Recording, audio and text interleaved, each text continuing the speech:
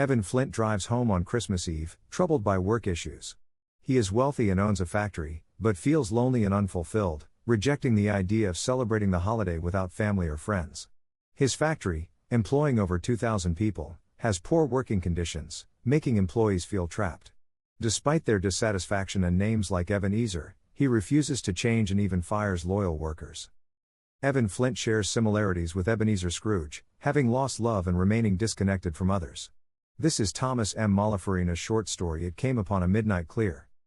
It Came Upon a Midnight Clear. By Thomas M Malafarina. Copyrights 2011, 2013, 2014, 2024, 2025. It matters little, she said softly. To you, very little. Another idol has displaced me, and if it can cheer and comfort you in time to come, as I would have tried to do, I have no just cause to grieve. Charles Dickens, A Christmas Carol. The solitary automobile moved slowly along the empty main street of town. The man behind the wheel paid little attention to the darkened storefronts or the virtually abandoned thoroughfare. It was after 11:15 p.m., and although he was heading home, his mind was still back at the office, where it always seemed to be. His thoughts were obsessed with important issues, which should have been resolved long before he chose to leave for the night. Then again, there were always critical issues needing resolution, and he knew even if he worked 24 hours a day, 7 days a week, he still would never be able to take care of all of them. It seemed that for every single problem he managed to rectify, 3 more came forward to take their place. But he supposed such was his lot in life. The night was clear, and every star could be seen for miles in the cloudless Pennsylvania sky. The temperature was surprisingly mild for December 24th, Christmas Eve. The pleasant temperatures would likely prove somewhat disappointing for those residents hoping for a white Christmas. 56-year-old Evan Flint had no need for Christmas, no desire to celebrate the holiday, or, for that matter, no one with whom to share it had he chosen to do so. At first glance, one might think Evan had everything a man could want out of life, being the richest man in the county, if not the state. And if someone were to ask him, Evan would likely agree and say that he was quite satisfied with his life, stating categorically that he had absolutely no need for a wife, children, close friends, or other such things he often referred to as trappings of life. Evan had more money than he could spend in 3 lifetimes, and his fortune continued to grow daily. But he was completely unaware that he would be lying to the questioner and, more importantly, to himself with such a reply. Evan was the sole owner of a manufacturing company located on the outskirts of the small Schuylkill County, Pennsylvania, town of Ashton. The factory employed well over 2,000 residents from all over the county. It was one of the few remaining manufacturing facilities where one could attempt to earn a decent living. For most of the workers, the factory felt more like a prison. A prison was exactly what the place had become for many who were saddled with financial difficulties. Those residents who had overextended their credit or had lost what few savings they had during the downturn in the economy had little choice but to tolerate the meager pay and substandard working conditions offered at Flint Manufacturing. The benefits Evan offered were equally substandard.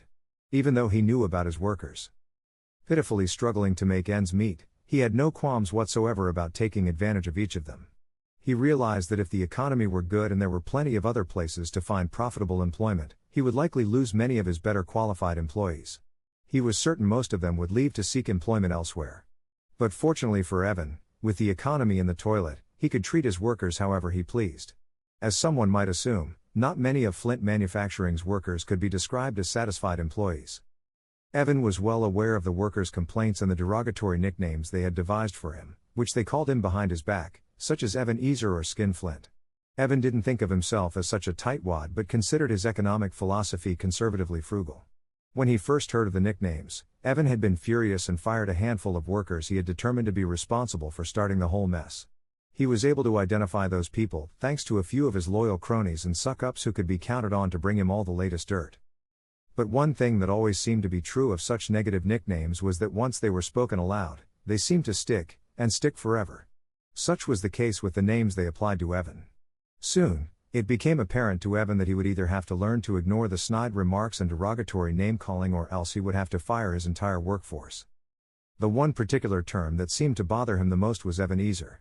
That name irked him because it summed up his workforce and number 39's complete lack of gratitude toward him. He could not understand what was wrong with them.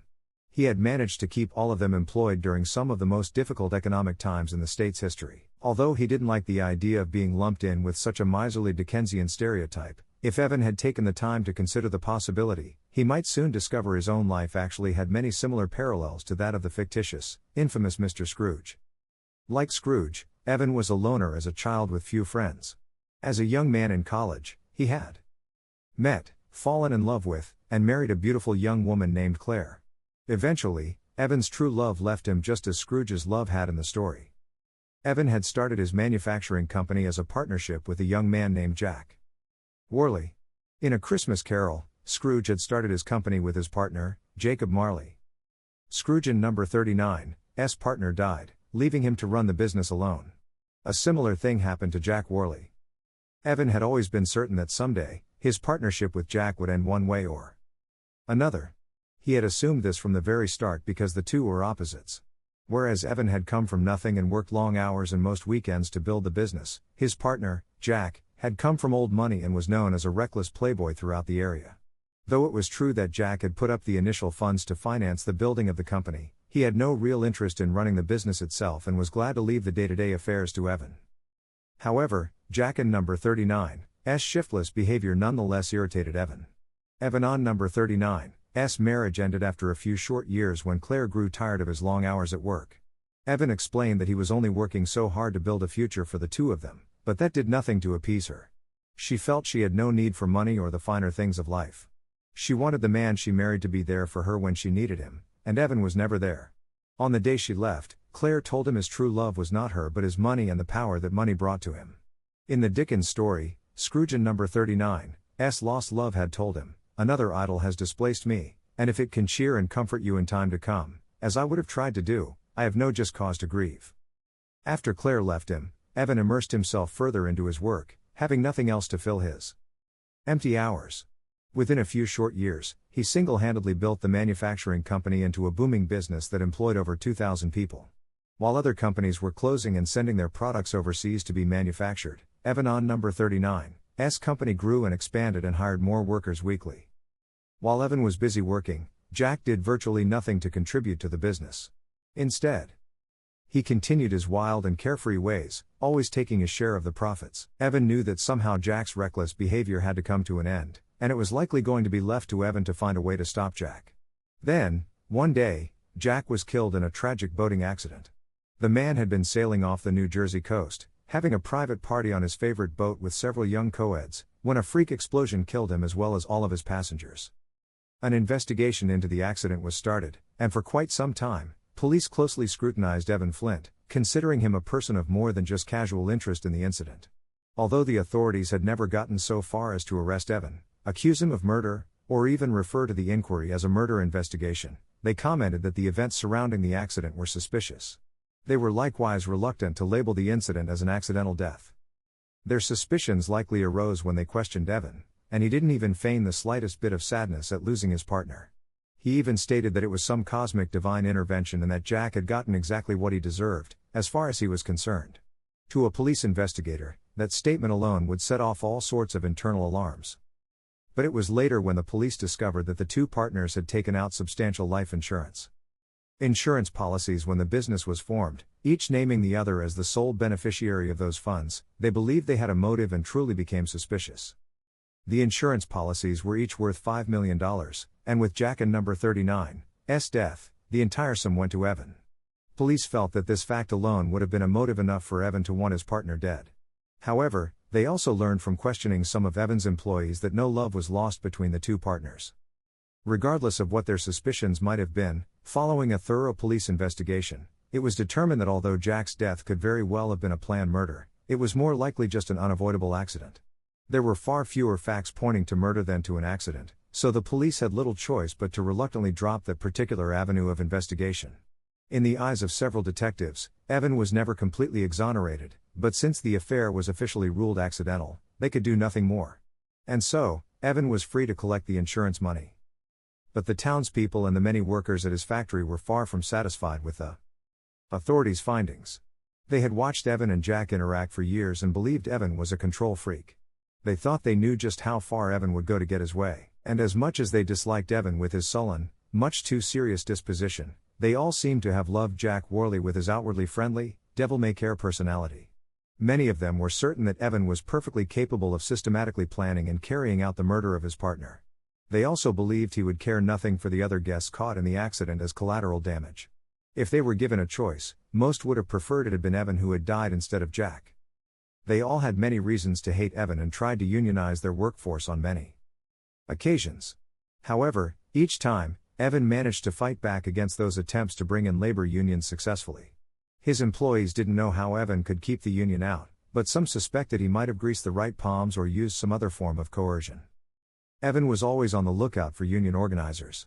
As he drove and thought about the day's events, Evan's major concern was that his latest planned change in the company's benefits package might push his workforce too far. He worried that if they tried to unionize again, he might be unable to keep them out. Evan had some underlying discomfort that his next move might open the door to a potential labor union organization. One benefit his workers still enjoyed, which most companies had abandoned many years earlier, was a pension plan.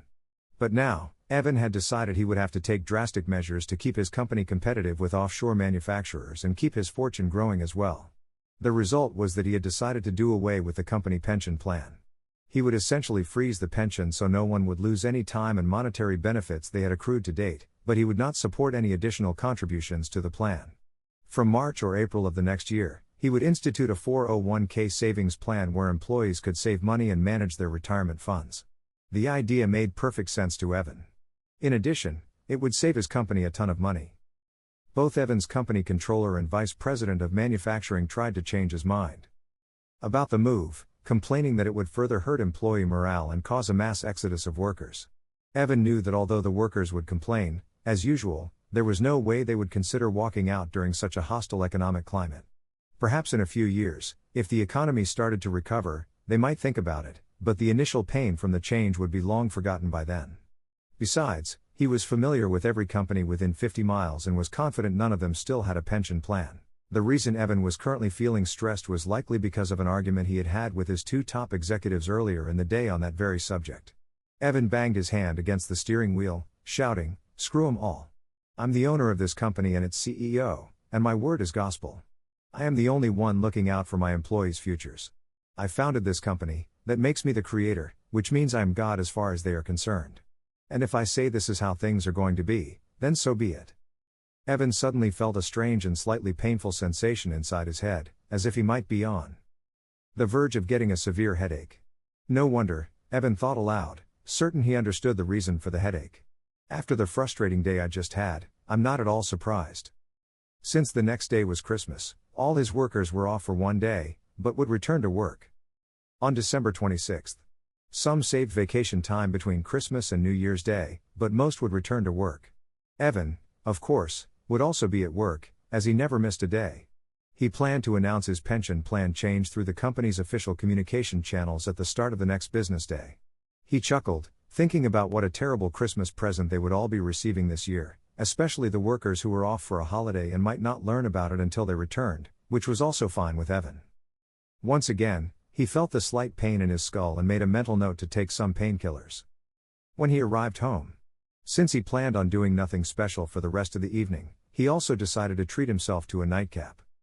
Soon, Evan passed through town and was on a rural road heading out into the country toward his estate. He turned into his driveway and paused before the 8-foot ornately decorated iron gates blocking his access. Pressing a button on his remote control unit, Evan made the gate swing invitingly open, and he continued along his lengthy driveway, the gates closing automatically behind him. As Evan approached the front of his luxurious 3-story brick mansion, he pressed another button and watched the first of 4 huge garage doors open. Closing the garage door behind him, Evan entered the kitchen area of his home and quickly typed in his security code to suppress the shrill scream of the alarm system. The house was suddenly thrust into blessed silence.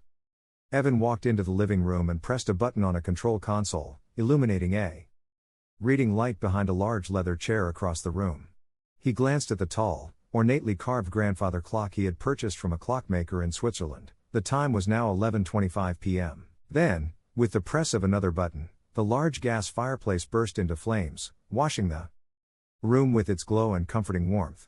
Evan walked to a bar beside the fireplace and poured himself a large glass of whiskey over ice.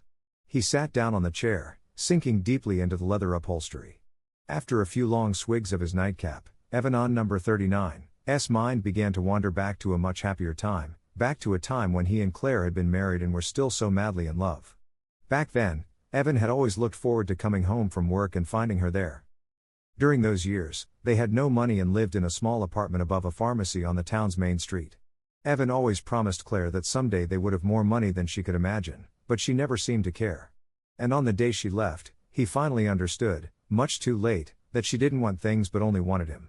He recalled how he had begged and pleaded with her to stay, swearing he would find a way to change his work habits, but she said she knew better. Evan was simply the way he was, and there was nothing she or anyone else could do to change him. Evan later learned Claire had remarried a few years after the divorce, and the last he heard, she had been living in another state. Claire now had 4 grown children and a herd of grandchildren. He supposed she was happy in her new life, but he truly seldom thought much about her except at quiet times like the one he was experiencing.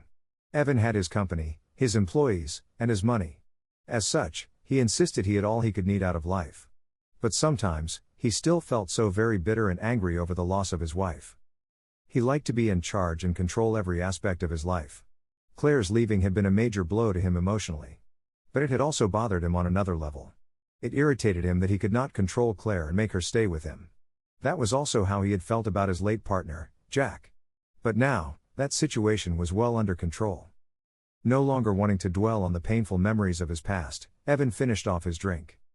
Poured himself another, took several long, generous sips, then grabbed the TV remote control for the 60-inch flat screen mounted above the mahogany fireplace mantel and turned it on. He mindlessly surfed from channel to channel, hoping for something to stir his interest. After a while, he stopped at a channel playing the 1938 classic black and white film adaptation of Charles Dickens's A Christmas Carol. The current scene depicted Jacob Marley's ghost howling and rattling his chains madly, as only one suffering the tortures of an eternity in hell could do. "Bah, humbug," Evan said, chuckling to himself, enjoying how he was lampooning the Christmas classic and already feeling the effects of the whiskey. He pressed the off button on the TV remote in frustration, and the giant screen went black. He sat quietly in his large chair and finished his drink, sitting and staring at the flames dancing in the fireplace.